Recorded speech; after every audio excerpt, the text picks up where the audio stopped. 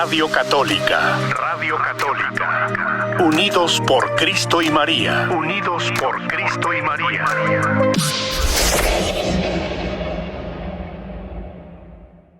Te queremos conocer. Muy bien, pues ya estamos listos aquí para recibir a nuestro hermano diácono con su bonito programa Tomando Café, compartiendo la fe. Primero la fe y luego el cafecito, ¿no? Sí, compartiendo la fe, tomando café con el diácono José. Amén, así medito. Pues muy buenos días y adelante. Buenos días a todos, ¿cómo están? Mucho gusto de estar con ustedes en esta hermosísima mañana, aunque bastante fría, pero es una mañana tan hermosa que hasta me dejó hoy en la mañana, como dice la palabra, anonadado la creación de Dios, la belleza de la creación de Dios. La luna, hoy en la mañana, la luz del día ya estaba bien y la luna estaba pero preciosa, preciosa, preciosa. Casi una luna llena, quizás le faltaba una pizquita para hacer luna llena, o si ya pasó, pues ya va reduciendo. Pero muy hermosa la luna, y en ese momento me puse a pensar qué maravilloso es Dios al darnos su creación, al darnos todo lo que Él ha creado para nosotros. Así es que en esta mañana, mis hermanos, vamos a ponernos en manos de Dios para poder compartir la fe tomando café con el diácono José. Así es que ojalá pues que tengan listo su cafecito. Si no, vaya a traerle su cafecito, ponga a calentar su té, su vasito de leche caliente o un chocolatito caliente, como quiera usted compartir con nosotros esta mañana. Así es que bueno, la semana pasada surgieron varias preguntas muy interesantes. Dos de ellas les dije que iba yo a hacer un poquito de investigación y de buscar para poderles hablar. Pues una de ellas fue, ¿cuál es el proceso de canonización? Preguntaba una persona y decía pues de que cómo era eso de qué proceso sigue la iglesia para la santificación, pues, o sea, para declarar que alguien es santo. Y la otra pregunta que surgió, parece que una señora llamó y dijo que qué era un santuario, porque hay una iglesia en Livingston, creo que dijo, que la van a nombrar santuario. Entonces también traigo hoy las definiciones de todo lo que son los diferentes tipos de iglesias para que también vayamos conociendo nosotros un poco más acerca de esto, ¿verdad? Bueno, vamos a comenzar con el proceso de canonización.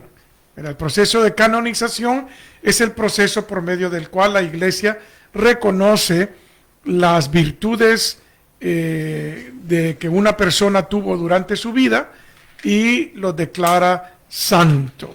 Pero es un proceso no fácil, no es sencillo. En grandes rasgos, el primer paso es declarar a la persona siervo de Dios. Fíjate, siervo de Dios es el primer paso. El segundo paso es venerable, es decir, que la iglesia aprueba la veneración de esa persona, se puede venerar. Siervo de Dios, venerable. La tercera es beato o bienaventurado. El beato, ¿verdad? Ese es el tercero. Y la cuarta ya es el santo. Son los 4 diferentes niveles por los cuales una persona debe de pasar para llegar a ser declarado santo por la iglesia. Me recuerdo yo que el beato Junípero Serra pasó como beato muchísimos años, hasta que el Papa Francisco lo nombró santo, ¿verdad? Terminaron el proceso. Ahora, ¿cuál es el proceso? Voy a irles leyendo un poco y vamos a ir deteniéndonos para hacer unas pausas y reflexionar un poco, responder preguntas. Si tiene preguntas, por favor, llámenos al teléfono de cabina 209-225-2317. ¿verdad? De 209-225-2317. Llámenos, hay 3 líneas en cabina, así es que podemos responder casi 3 llamadas al mismo tiempo, sí. ¿Verdad? Así que el que quiera tenga pregunta, o por medio de Facebook, ya estamos en vivo también por medio de Facebook. Este documento que encontré dice: al canonizar a ciertos fieles, es decir, al proclamar solemnemente que esos fieles han practicado heroicamente las virtudes y han vivido en la fidelidad a la gracia de Dios, la Iglesia reconoce el poder del Espíritu de Santidad que está en ella, es decir, en la Iglesia, y que sostiene la esperanza de los fieles, proponiendo a los santos como modelos e intercesores. Los santos son modelos para nosotros, son intercesores para nosotros. Pero como les decía hoy en la mañana en la homilía del servicio de liturgia que tuvimos aquí en San Estanislao, las devociones a los santos no pueden convertirse en fanatismo a los santos, no deben convertirse en fanatismo a los santos.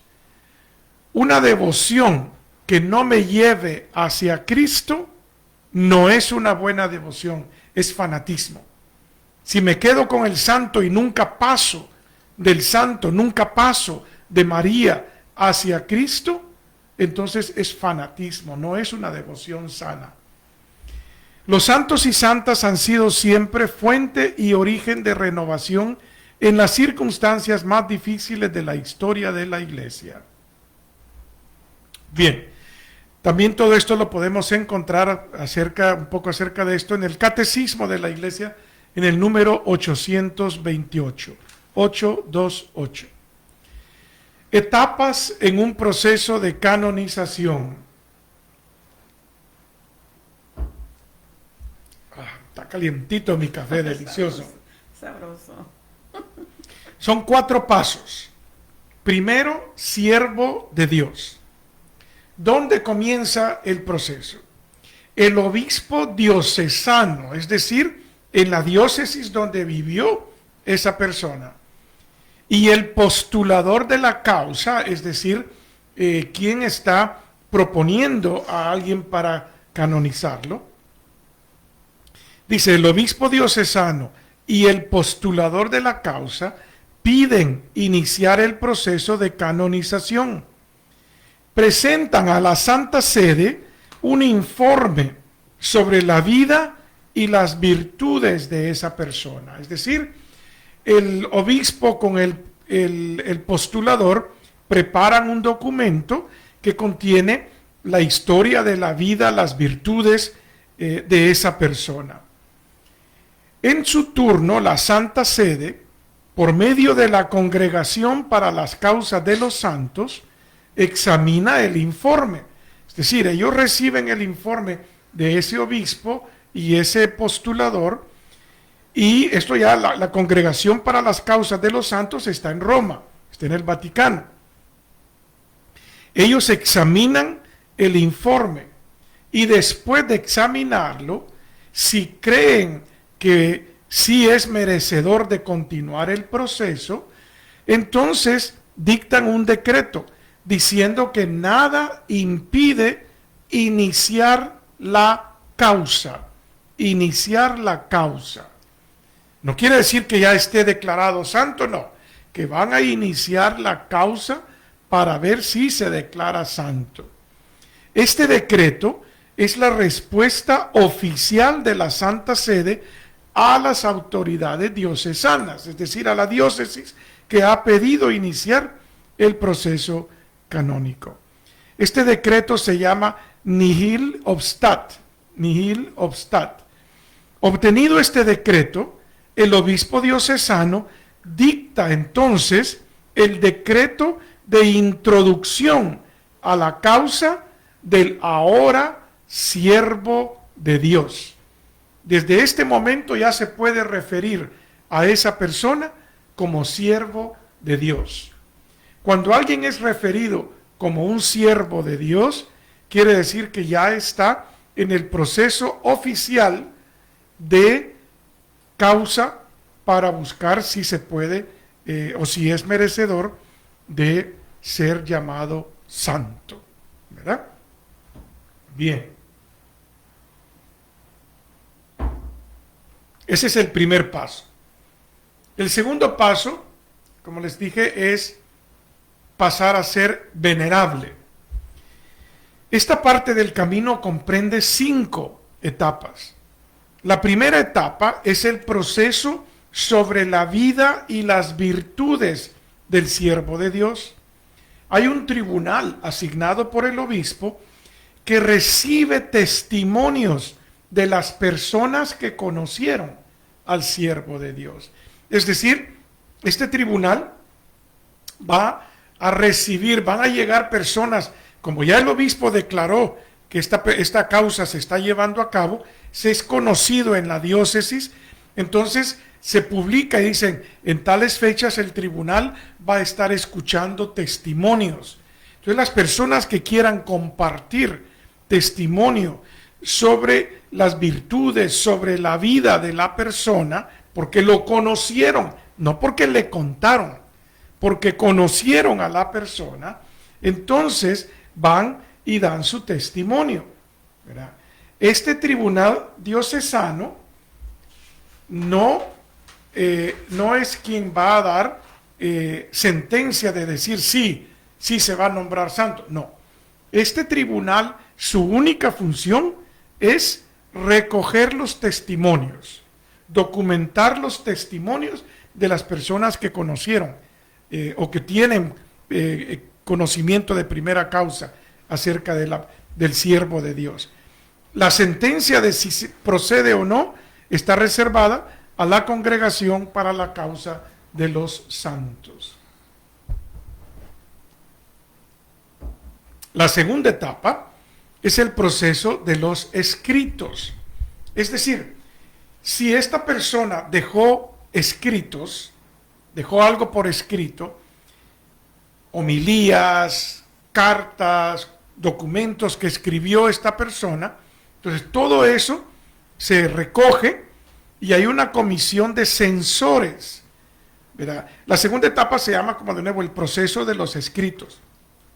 Una comisión de censores, señalados también por el obispo, analiza la ortodoxia de los escritos del siervo de Dios. Analizan las homilías, no que solo por ponerles un ejemplo. Yo, por ejemplo, muchas de mis homilías están escritas, muchas de las charlas que yo he dado están escritas, ¿verdad? Las tengo por escrito.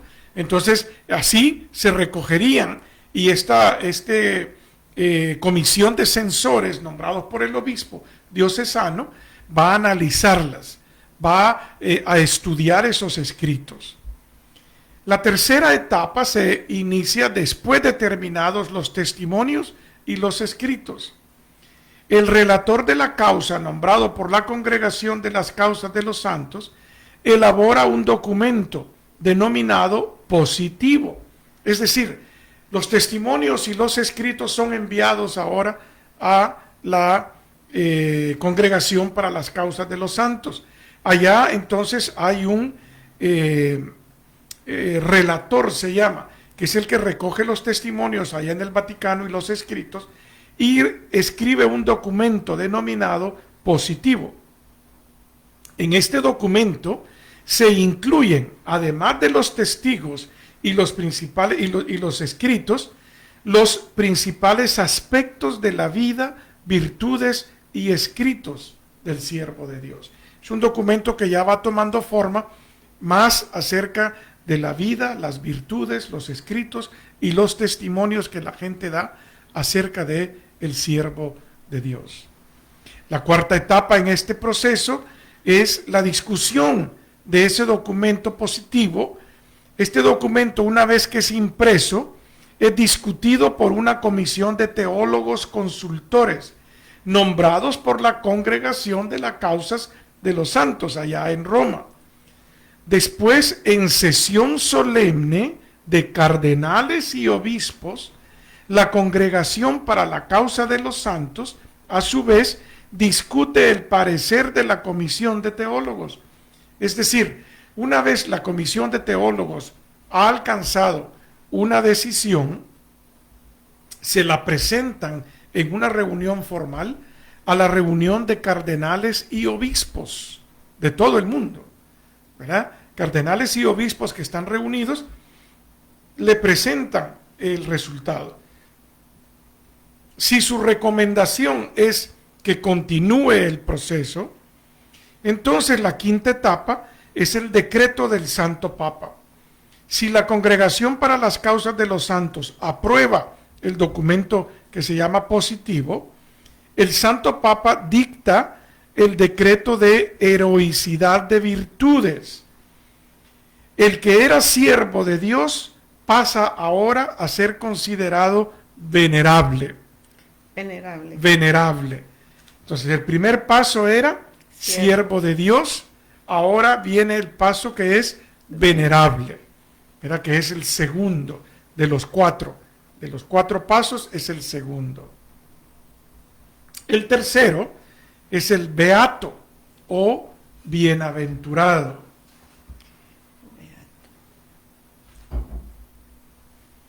La primera etapa dentro del proceso de beatificación, se le llama, ¿verdad?, es mostrar al venerable, a la comunidad, como modelo de vida e intercesor ante Dios.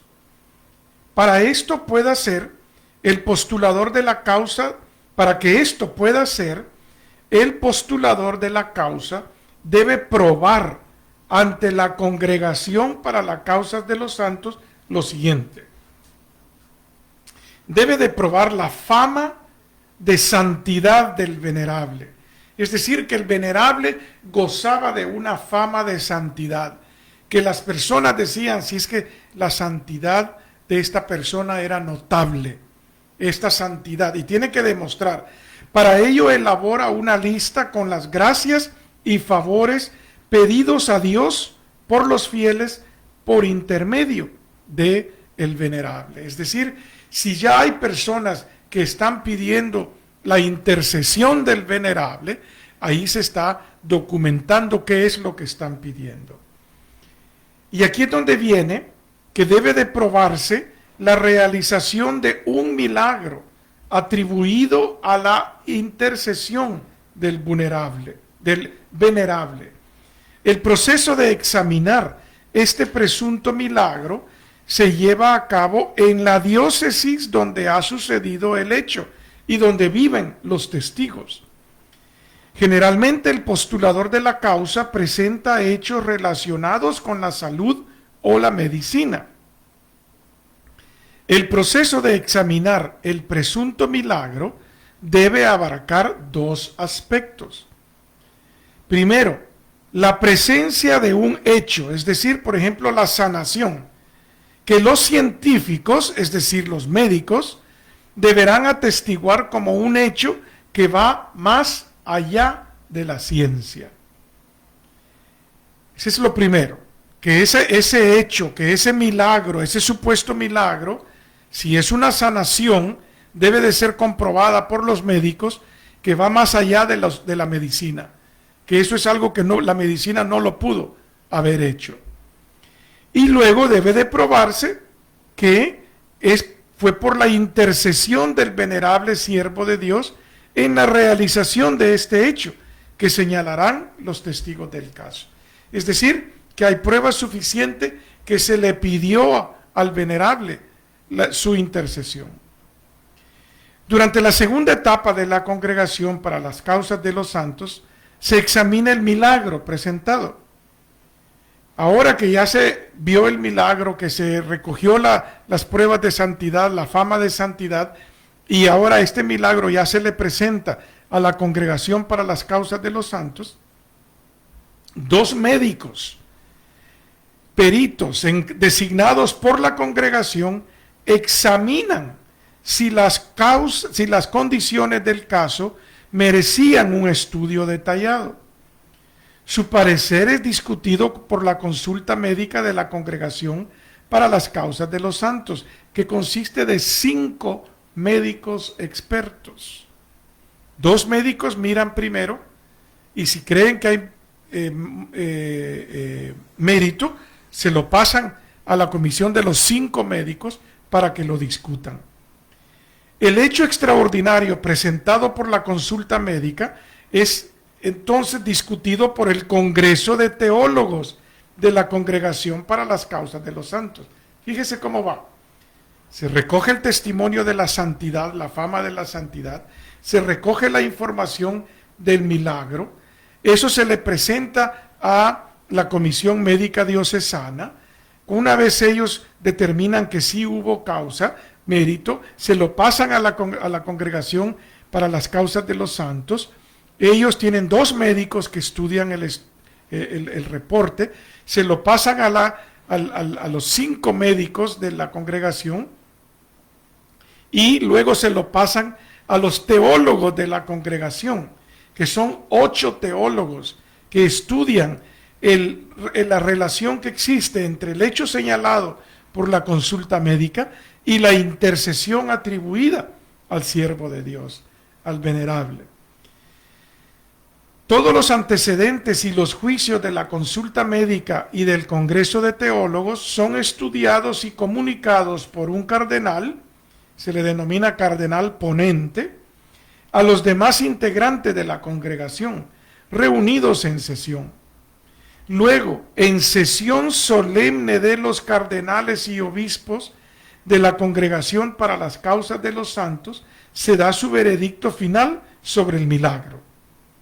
Si el veredicto es positivo, el prefecto de la congregación ordena la confección del decreto correspondiente para ser sometido a la aprobación del Santo Padre. Es decir, hacen el documento, el decreto, por medio del cual el Santo Papa va a declarar a esta persona beato, ¿verdad? Beato. En la tercera etapa, y con los antecedentes anteriores, el Santo Papa, el Santo Padre, aprueba el decreto de beatificación. En la cuarta etapa, el Santo Padre determina la fecha de la ceremonia litúrgica. ¿Por qué? Porque para nombrarlo beato hay una ceremonia litúrgica que la hace el Papa mismo, ¿verdad? Y la quinta etapa es la ceremonia, la ceremonia en sí de beatificación. Entonces, ya la persona pasó de ser siervo de Dios a ser venerable y ahora ya es beato, después de que se ha hecho la ceremonia, la liturgia de la beatificación. Ahora viene el proceso para ver si pasa al último nivel, que es el santo, ¿verdad? Que es el santo.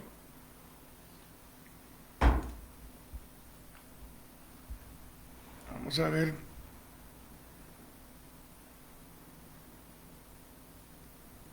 No hay comentarios todavía en ¿Comentarios? Facebook. Y la semana pasada escuché que estaban muy ocupados hasta el último momento. La semana pasada estuvo muy interactivo, como a mí me gusta que fuera este programa. Ahora están muy pasivos, ¿qué pasó? Estamos pasivos, pero bien, vamos al último paso. El último paso es declarar al que era siervo y después venerable y ahora ya es beato, declararlo santo. Pero ¿cómo se hace esto? La primera etapa es la aprobación de un segundo milagro. Tiene que haber un segundo milagro. Durante la segunda etapa, la Congregación para las Causas de los Santos examina este segundo milagro presentado. Se requiere, fíjese, se requiere que este segundo hecho milagroso haya sucedido después de que fue declarado beato. O sea, el primer milagro ya era como siervo de Dios y venerable. El segundo milagro ya debe de ser después de haber sido declarado beato. Para examinarlo, la congregación sigue los mismos pasos que para el primer milagro. O sea, que no es una cosa sencilla probar esos milagros. En la tercera etapa, el Santo Padre con los antecedentes anteriores, aprueba el decreto de canonización. Ahí es donde el Santo Papa ya dice, ahora sí, está aprobado que esta persona va a ser declarada santa. La cuarta etapa es el consistorio ordinario público convocado por el Santo Padre, donde informa a todos los cardenales de la Iglesia y luego determina la fecha de la canonización. Y la última etapa es la ceremonia de la canonización. En esa ceremonia de la canonización, ya la persona es declarada santa. Y ya se puede referir como Santo Tomás o San Cualquiera sea. Porfirio, Santa Teresa, Santa Isabel, ya como sea que se le va a referir a ese santo. Hay unas normas que se establecieron en el año 2005 para las ceremonias de beatificación, es decir, para la liturgia de la beatificación, que por el Papa Benedicto fue el que dictaminó estos cambios. Y dice, en octubre del año 2005, la Congregación para las Causas de los Santos dio a conocer 4 disposiciones nuevas para las ceremonias de beatificación, entre las que destaca su celebración en la diócesis que haya promovido la causa del nuevo beato. Es decir, que en la diócesis donde se inició el proceso de canonización, que ahí sea celebrado la liturgia de canonización, la ceremonia de canonización. Las disposiciones son fruto del estudio de las razones teológicas y de las exigencias pastorales sobre los ritos de beatificación y canonización aprobadas por Benedicto XVI, informó Radio Vaticano. Fíjese, ¿cuáles son estas normas para la ceremonia de beatificación? La primera norma indica que mientras el Papa presidirá los ritos de canonización que atribuye al beato el culto por parte de toda la Iglesia, los de beatificación, considerados siempre un acto pontificio, serán celebrados por un representante del Santo Padre, normalmente por el prefecto de la Congregación para las Causas de los Santos. Antes de esta norma, solo el Papa podía presidir esa ceremonia, pero debido a muchísimas razones, esta norma ahora se aplica, que si el Papa no puede asistir a la ceremonia de canonización, entonces el Papa envía un representante que normalmente es el prefecto de la Congregación para las Causas de los Santos. La segunda disposición establece que el rito de beatificación se celebrará en la diócesis que ha promovido la causa del nuevo beato o en otra localidad idónea. Es decir, por ejemplo, cuando se canonizó a Junípero Serra, el proceso de Junípero Serra fue iniciado aquí en California, en una diócesis de aquí de California. Mas, sin embargo, la ceremonia de canonización no se hizo aquí en California. Se hizo, creo, no sé si fue en Washington o en Nueva York, cuando el Papa estuvo en Washington o Nueva York. Porque el Papa iba a estar ahí, entonces se aprovechó la oportunidad para hacer la ceremonia allá. Verá, ya que el Papa no podía venir hasta California para hacer la ceremonia, al menos se celebró dentro del país que inició las causas. ¿Verdad? Entonces, si hay otra diócesis idónea, se puede celebrar en esa diócesis. Antes no se podía. Había que esperar hasta que el Papa podía llegar a la diócesis para poder ahí celebrar la ceremonia. Luego que ya podía mandar al prefecto de la congregación, que es el representante del Papa en esa ceremonia, pues también ya había un poco más de flexibilidad.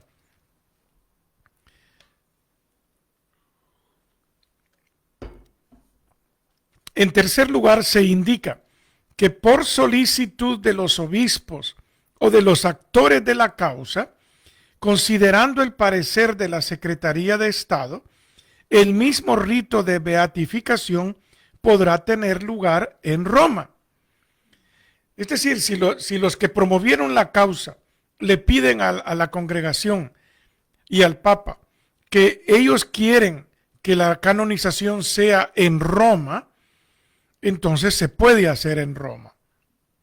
Y por último, según la cuarta disposición, el mismo rito se desarrollará en la celebración eucarística, es decir, durante una misa, a menos que por algunas razones litúrgicas especiales sugieran que tenga lugar en el curso de la celebración de la palabra y de la liturgia de las horas, es decir, fuera del contexto de la Eucaristía. Pero tiene que ser una excepción, no la norma. Pero la norma da la oportunidad a que se pueda celebrar fuera del contexto de la Eucaristía durante la liturgia de las horas, siempre y cuando todas las demás normas se mantengan. Y eso, mis queridos hermanos, es el proceso de canonización. Como ven, no es fácil. No es algo que la iglesia va a declarar santo a cualquier persona. ¿Por qué? Porque fíjense que tengo yo entendido que, por ejemplo, hay sitios de veneración que ya son bien populares en el mundo cristiano, en el mundo católico, que todavía no están aprobados por el Vaticano. Uno de ellos creo que es Medjugorje. Medjugorje ya es un lugar de veneración muy popular, pero todavía no está aprobado por el Vaticano. ¿Perdón? No, tampoco, porque en la diócesis local sí es lugar de veneración. Está aprobado en la diócesis local que sí es lugar de veneración, pero no está aprobado como un lugar de veneración para todo el mundo. Todavía no. Entonces sucede lo mismo, solo porque una persona ya fue declarado siervo de Dios o venerable, no quiere decir que va a ser declarado santo. Puede que pasen muchísimos años. Creo que así pasó con Juan 23, Papa Juan 23, por mucho tiempo fue... Beato Juan 23, sí. Vea, que duró menos como beato de lo que duró Junípero Serra. Los canonizaron juntos, Juan Pablo II y Juan 23, sí. ¿Verdad? Es un proceso muy interesante. Sobre todo creo yo que las personas que vienen a dar testimonios, debe ser algo hermosísimo venir a dar un testimonio para el proceso de canonización de alguien, compartir lo que esa persona fue en mi vida, compartir lo que esa persona significó para mí durante mi vida. ¿Verdad? Eso debe de ser algo muy hermoso para los que comparten Estaba escuchando el testimonio de una mujer que da testimonio, pues, o ella es parte de... Perdón, ella da testimonio, tuvo que viajar a Roma, ser entrevistada una y otra vez, y otra vez, y otra vez. ¿Sí? Ahorita no recuerdo de quién se trataba, pero sí, es una... Lo que estaba viendo también es que allá en Lourdes, donde está no sé si es algún alberca, lago, no sé, no me tocó. No sé si usted le ha tocado entrar a ese lugar donde se bañan con el agua de Lourdes. No fui a ese lugar, pero ¿No? sí vi a un grupo grande que iba hacia ese lugar. Yo pasé varias veces, pero no sabía qué era. Y es que ese río, el río que pasa por ahí es tan caudaloso, tan hermoso, que realmente es impresionante ver el flujo de agua, el flujo de personas. Fíjese que ahí en Lourdes me llamó mucho la atención, cuando llega un obispo en visita a Lourdes, hay bandas de música que llegan donde el obispo y hay guardia vestidos así como se visten en el Vaticano, que acompañan a ese obispo en todo su caminar hasta llegar al lugar donde está la Virgen, la imagen de la Virgen de Lourdes. Es impresionante ver la fe. Mire, ahí se miraban personas parapléjicas que eran llevados, como llevaron los amigos Sí. al paralítico en el tiempo de Jesús y lo subieron al techo. Ahí lo llevan para que pueda ver a la Virgen. Ahí cerca del lugar donde está la Virgen, una cantidad de sillas de ruedas, muletas, bastones que hay ahí de gente que recobró, que recibió el milagro pues de recobrar su movilidad. Es increíble, increíble. Y como mencionaba usted, se necesita de varios doctores que den testimonio y muchas veces el mismo doctor, el doctor personal de la enfermita, pues es el que más enterado está de la real situación del enfermo y que da testimonio. Correcto. Y a veces con radiografías y todo de las condiciones de la persona Sí. o también sus reportes médicos. A ver, Rosa, buenos días. Rosa nos dice, buenos días familia, feliz jueves, bendiciones para todos. Qué interesante, dice. Yo pensaba que era un solo proceso. Muchas gracias por la información tan importante para nosotros los cristianos católicos. Aprendemos muchísimo con sus programas. Gracias. Me imagino que se refiere a este programa. Pues gracias, Rosa. Claro. Y que Dios los siga bendiciendo, llenando de su Santo Espíritu de sabiduría. Gracias por sus buenos deseos para mí. Sí, yo les pido muchísimas oraciones por mí. Somos seres humanos, somos seres que a veces no somos santos y queremos siempre la intercesión y las oraciones de todos ustedes por cada uno de nosotros, cuando nosotros también necesitamos purificar nuestra alma, nuestro espíritu, para poder seguir en el camino del Señor. No basta. No basta, no basta. Si hoy en la mañana les volví a hablar en la homilía del no basta, no basta. No basta con ir a misa, mis hermanos, no basta con decir oraciones. Es que el genio lo tenemos aquí en la pestaña, hombre. A veces que alguien que nos vamos deprisa y nos estorban, también sale el cobre.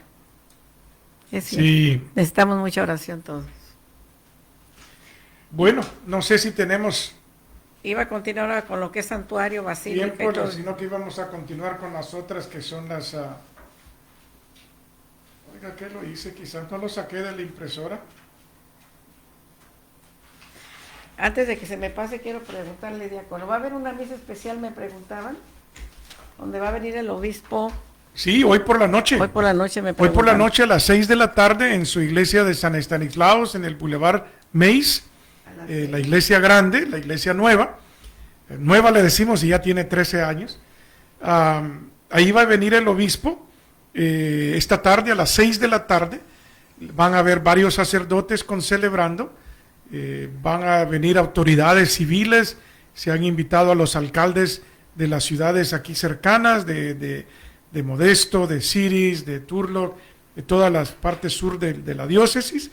Se han invitado pues autoridades civiles para que asistan esta tarde a la misa. ¿Por qué? Porque la misa va a ser celebrada por todas las víctimas de la violencia.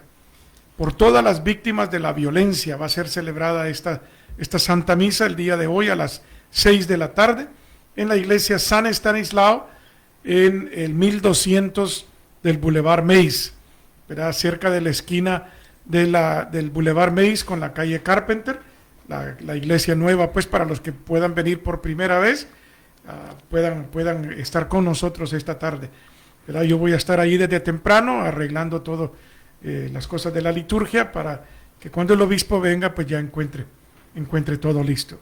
Y fíjese que cuando habla uno de la violencia, nuestra mente se va automáticamente a la mujer, porque verdaderamente, pues sí, tanto feminicidio que estamos teniendo en el mundo, en Latinoamérica, no sé, tantas mujeres que han muerto. Pero la violencia abarca tantas víctimas. La violencia es increíble, la cantidad de víctimas que niños que llega. Hombres. Uno es la víctima directa. ¿verdad? La víctima directa, que pueden ser de cualquier edad, de cualquier sexo, de cualquier nacionalidad, de cualquier creencia religiosa, no hay discriminación para las víctimas de la violencia.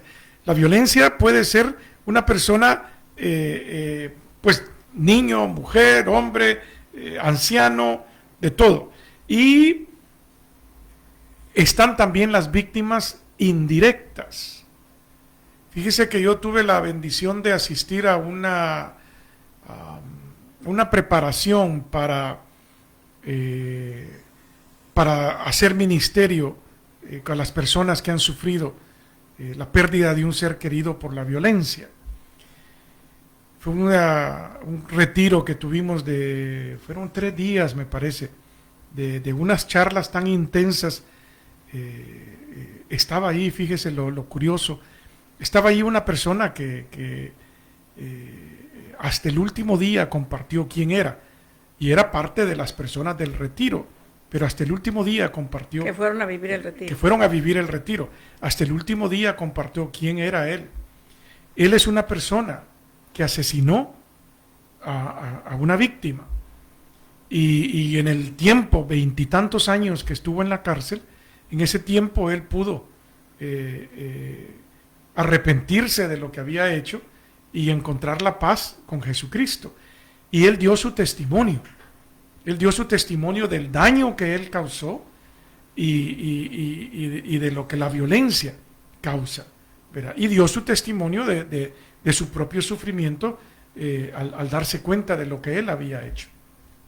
Conocí una señora con la cual mantuve comunicación por bastantes años después de esto, y hoy que la recuerdo voy a ver si la busco de nuevo en mis contactos y la vuelvo a contactar.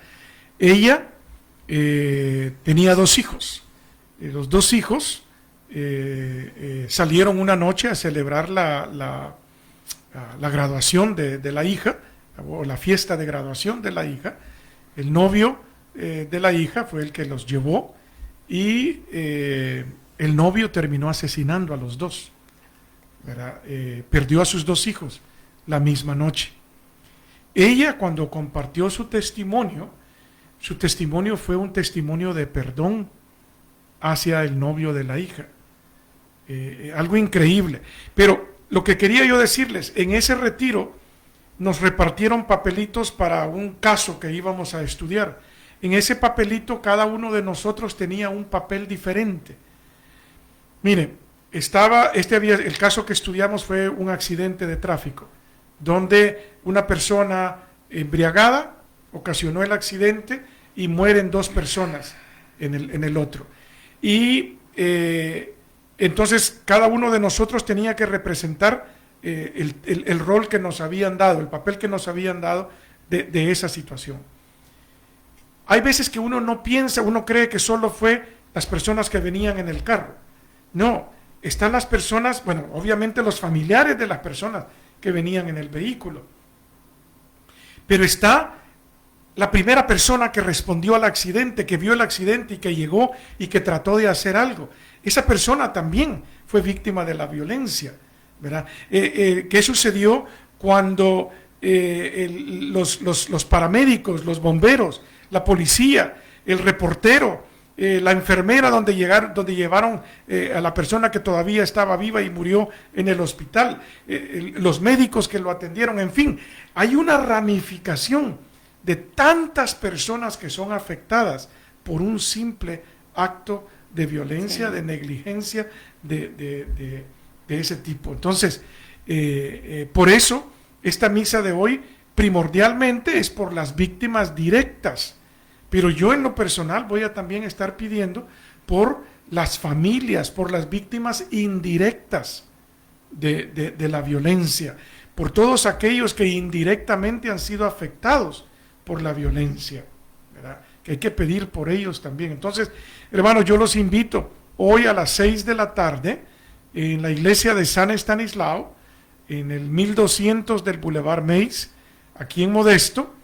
Va a ser la misa celebrada por el señor obispo Myron Cota, obispo de nuestra diócesis de Stockton, y van a llegar otros sacerdotes a concelebrar la misa, y vamos a a tener una misa muy hermosa. De nuevo, autoridades civiles de varias ciudades del sur de la diócesis han sido invitados y tengo entendido que muchos ya confirmaron su asistencia para la misa de hoy por la tarde.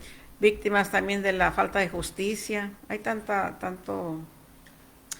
la falta de Dios en nuestras vidas, que es la causa, pues, que se cometan tantas injusticias en perjuicio de las víctimas. Sí. Lucero, gracias por estar con nosotros también esta mañana. Lucero dice, buenos días, gracias por compartir, diácono, y siempre los pongo en mis oraciones, que tengan un excelente y bendecido día. Gracias, Lucero. Igual para usted, un día muy lleno de bendiciones para todos los que nos están escuchando, para todos los que nos escucharon por medio de Facebook y pudieron pues ver la transmisión también. Hoy me preguntaron si yo traía maquillaje, porque parece que la cámara como que la limpiaron y está dando una... No, es que lo estamos viendo con los ojos de una Dios. Mejor imagen, así es que no, el único maquillaje que me puse fue tratar de traer, como dice usted, el maquillaje que Dios de la nos gracia regala de Dios todos los días, ¿verdad? Y que a veces se nos cae el maquillaje, pero la cuestión es seguirnos maquillando con la palabra de Dios todas las mañanas, todas las mañanas. Mis queridos hermanos, muchísimas gracias. Nos encontramos aquí el próximo martes, compartiendo el próximo martes el camino de la oración. Vamos a continuar con la lección divina para continuar pues ese camino de oración. Y el próximo jueves de nuevo vamos a estar acá compartiendo la fe, tomando café con el diácono José, y para el próximo jueves, si no se me va a olvidar, traer el documento que les traía sobre la definición de las diferentes tipos de templos, parroquia, catedral, basílica, basílica mayor, basílica menor, santuario. Hoy ya sé lo que es un santuario, y sí, conozco varios santuarios, porque el jueves pasado una persona decía que en Livingston, creo que dijo, que iban a nombrar una iglesia santuario. Y yo pues en el momento no realicé que sí, pues conozco santuarios, diferentes santuarios. Entonces vamos a hacer una explicación de todo lo que son los diferentes tipos que reciben, las categorías que hay dentro de las iglesias, ¿verdad? Muy bien, pues así vamos a tener el tiempo perfecto para explicarlo bien, ¿verdad? Sí. Ya no nos alcanzaba el tiempo entonces. Ya no. Bueno, mis queridos hermanos, el Señor esté con ustedes. Y con tu espíritu. La bendición de Dios Todopoderoso, Padre, Hijo y Espíritu Santo descienda sobre todos ustedes. Muy bien, pues que Dios me lo bendiga y lo esperamos la próxima semana. Gracias. Radio Católica. Unidos por Cristo y María. Unidos por Cristo y María.